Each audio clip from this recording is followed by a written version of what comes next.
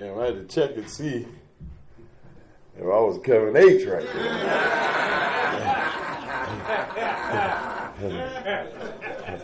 I'm an addict. My name's Kevin. I want to thank the committee, Phil and the guys, for inviting me down to once again be in the presence of my esoteric family, to share with you guys my experience, strength, and hope, because that's all that I have to give. Anything else be some made up shit. You know how we like to make shit up. So I'm gonna try my best not to make some shit up, but if I get carried away, just give me that certain look. You can be sharing. Motherfucker give you a certain look, and you be that got off key. You done got off track. New people, you got to keep coming. Sometime you get around us, seem like we be acting crazy. Guess what? We ain't acting. Yeah. It's a line in our literature that people seem to overlook sometimes. And that line is, we are sick people. And so the solution is in the steps. So there's a lot of times when we be around here and we ain't got to the steps. And people can see it. Because it ain't about a lot of times what we say. It's about what we do. See, the movie always be playing. We watch the movie a lot in here. And sometimes you the messenger and sometimes you the message. And I had to differentiate between being the messenger and the message. See, because life is funny. And life don't go by script all the goddamn time. And that's why we need these 12 steps and these 12 traditions. The steps is written in order. But I'm out here and I'm looking at people who done survived a near fatal catastrophe. That's what our literature say. So through all the pressures of active addiction, we wind up somehow being pressured enough that we turn to diamonds. If you put some pressure on a piece of coal, I'm talking about they were at the end of the road when we could no longer function as human beings, when our whole world and thinking was centered around drugs in one form or another. What I had to understand is I wasn't the source. I'm just the subject. And what the 12 steps does is allow you to get a conscious contact with the source so you can do what the source needs you to do. And that's carry the message. Don't nothing happen in Narcotics Anonymous without the bottom line being carrying the message to the still sick and suffering addict. When we in the circle, we ask for a moment of silence. For who? The most important addict. The one who ain't even made it here yet. Because at one time or another, it was you. At one time or another, it was me. And so we go to the source and ask him, God, please.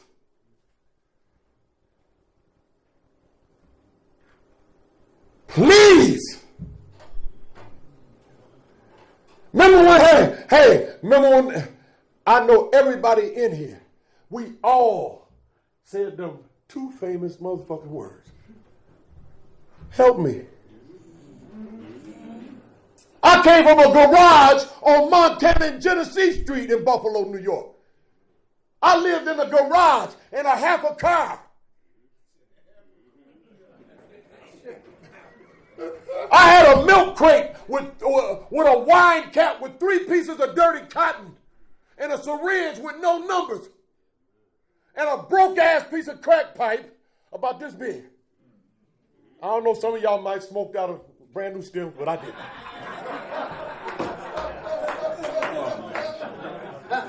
And I had a scab on the side of my lip that the crack pipe fit perfectly into. And I wasn't wishing for no food. I wasn't wishing for no water. What was I wishing for, y'all? Just one more.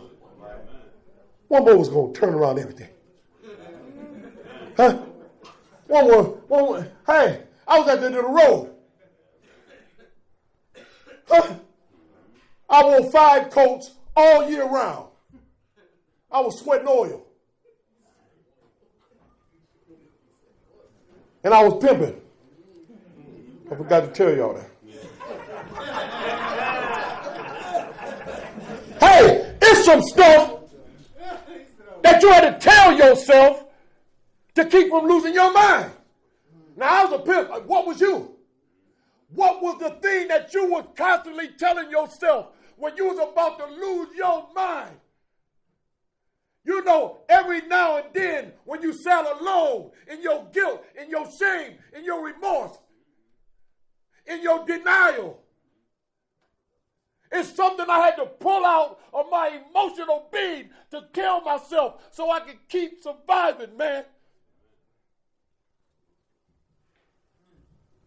I don't know what you told yourself. I was a pimp, shit.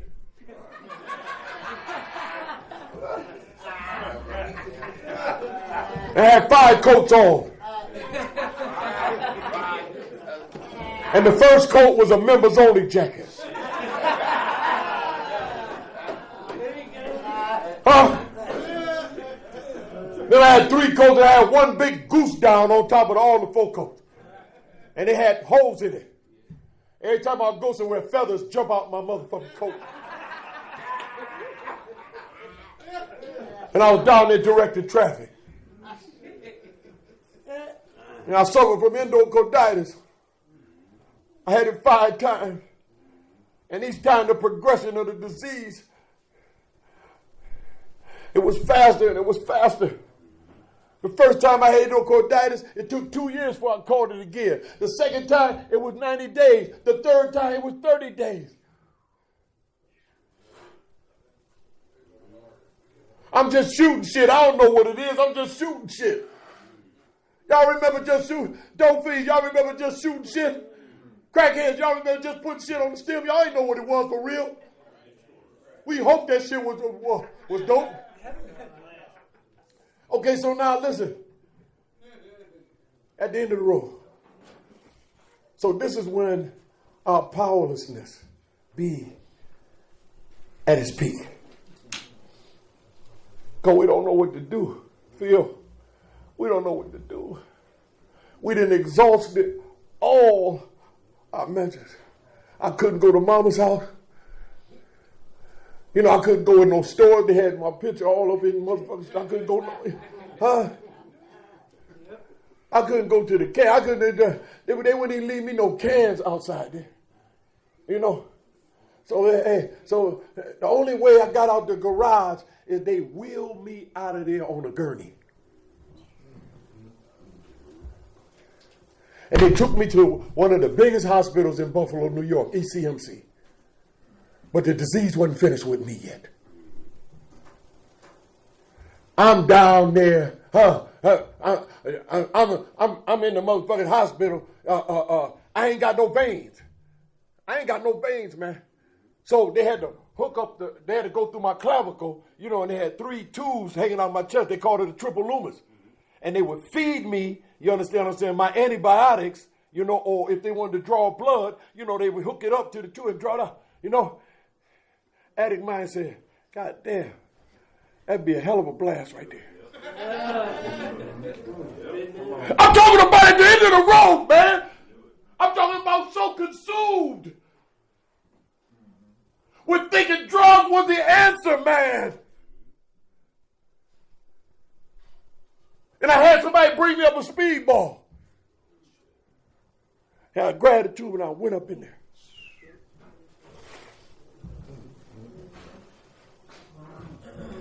Nothing happened. That's when I said the two words. Help me. I know, who I was talking to because I had so many guys at the time. I had the pimp guy, the hustling guy, the stealing guy, the cheating guy. I had all the motherfuckers, Remember when shit worked and you said, thank you, God? Huh? Whatever your activity was to cop on that certain day and you came up and you said, thank you. Thank you, God. Thank you, old pimp guy. Huh? And I fell on my knees. And I said, help me. The doctors come in, right? Now they've been taking my urine and my blood for 7 weeks in the hospital. I'm getting high. I got needles and shit all in the curtain. I got cookers. They stopped giving me the silver spoon. They was giving me the plastic spoon. You know what I'm saying? I was burning up all the motherfucking spoons and every motherfucking thing. You know what I'm saying? Yeah. So the doctor come in and say, listen, sir, you been getting high in the hospital? Then we go to the denial. I said, who?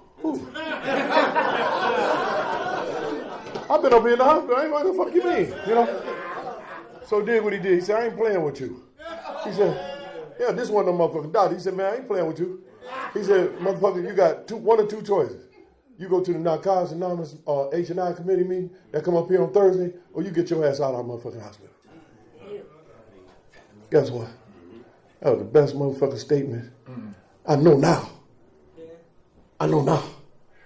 So I didn't want to go back to the garage. That really wasn't no motherfucking dilemma. That wasn't no motherfucking choice.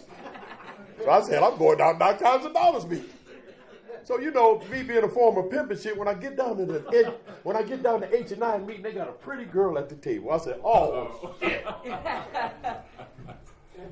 But see, the source, he knew how to get me. He know how to get you. We deal in attraction rather than promotion. He know how to get you. See, you got to go back and you got to do a 4th step. Motherfucker, you got to do a motherfucker searching and feeling and moral inventory. You understand what I'm saying? You got to find out, you understand what I'm saying, who that motherfucker really is.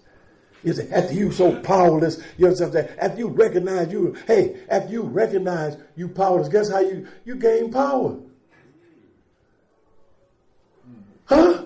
When you recognize that you're powerless, you gain power. What power do I gain? The power of choice. I ain't used no dope for 25 years. Because I refuse to. No, motherfucker, no. I don't do that no more. So I get to the H&I meeting. I roll up in the motherfucker. Because I got these 2 IV poles every motherfucking way I go. I'm hooked up, man. I roll up in the motherfucking field. I see the girl. I said, oh, shit.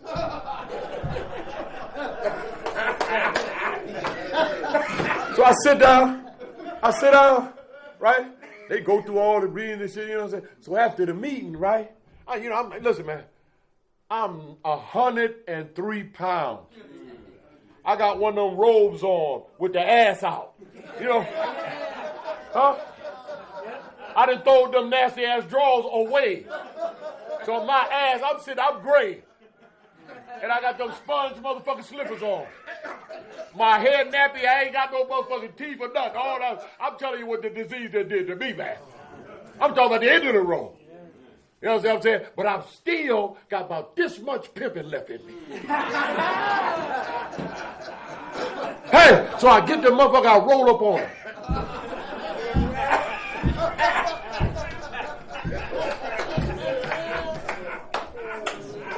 Yo, baby. What's going on?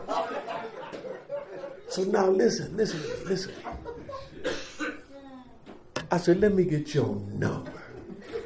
And you know, H&I, we can't give out our numbers. You know what I'm saying? She went and got a meetings list and circled a meeting on the schedule. She said, listen, when you get out, like they tell you in H&I, when you get out, come to this meeting. We'll have a cup of coffee. But I heard something different than what she said.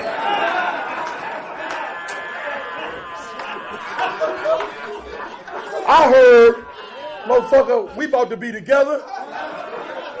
I'm your motherfucking woman. If you come through this shit, you get through this motherfucking rehab, me and you gonna hook up. That's what I heard.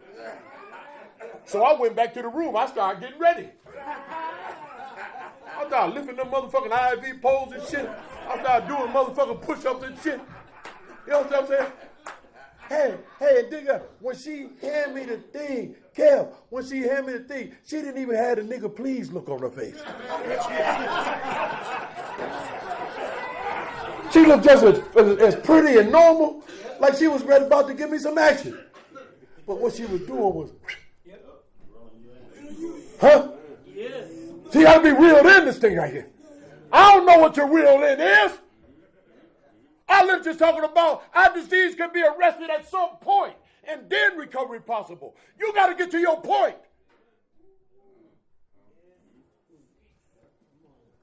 I don't know what your point was. I know what mine is. Everybody sitting there, you know what your point is. So I get out. Go to the meeting. She ain't there. I said, this is motherfucker.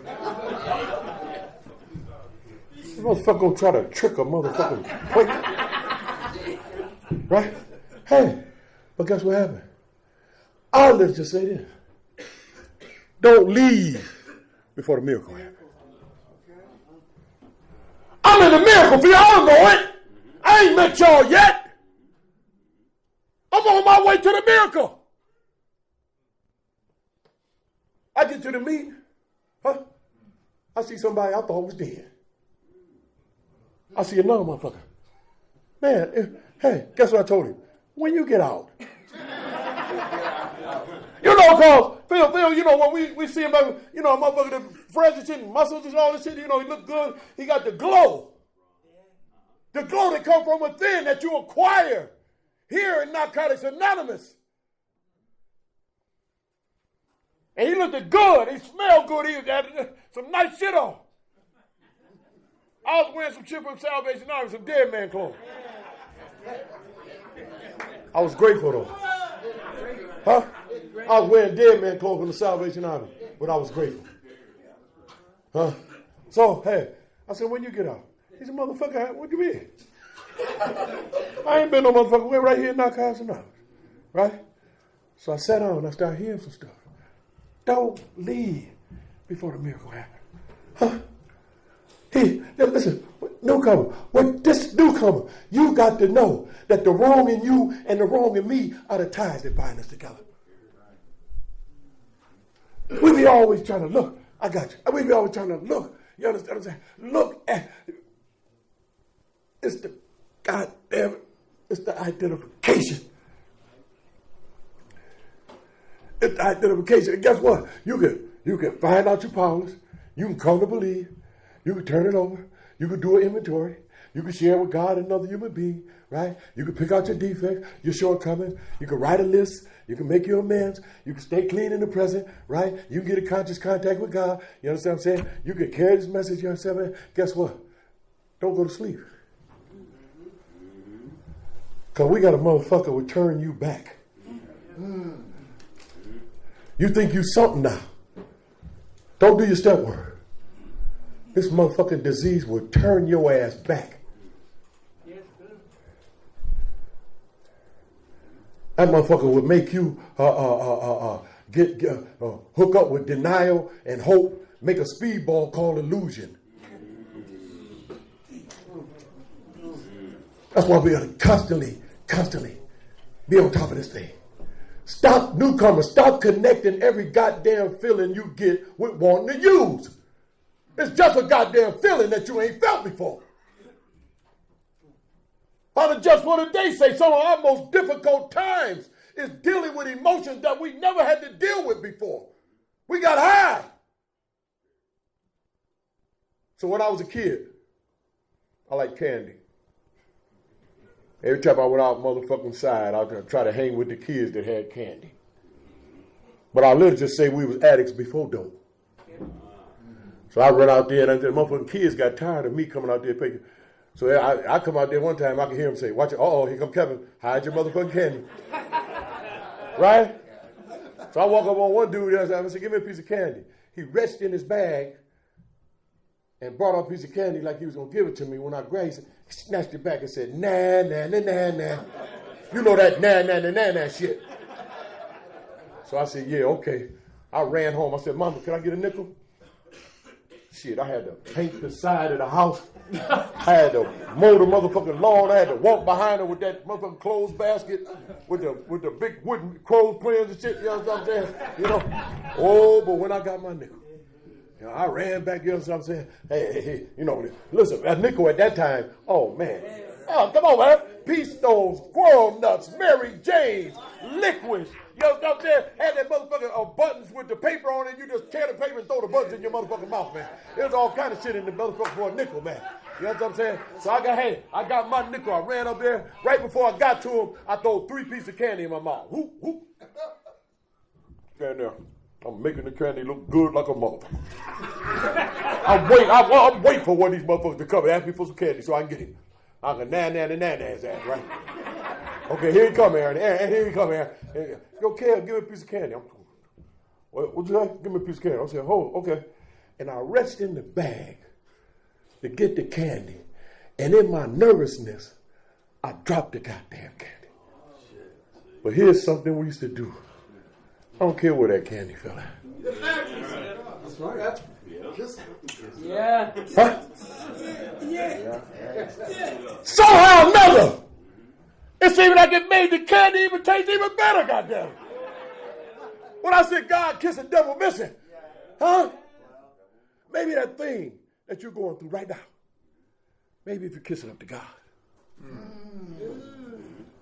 Maybe if you work the 12 steps of the program, maybe you'll get some freedom. Maybe God will make everything all right. I'm going to keep coming. Thanks for letting me see.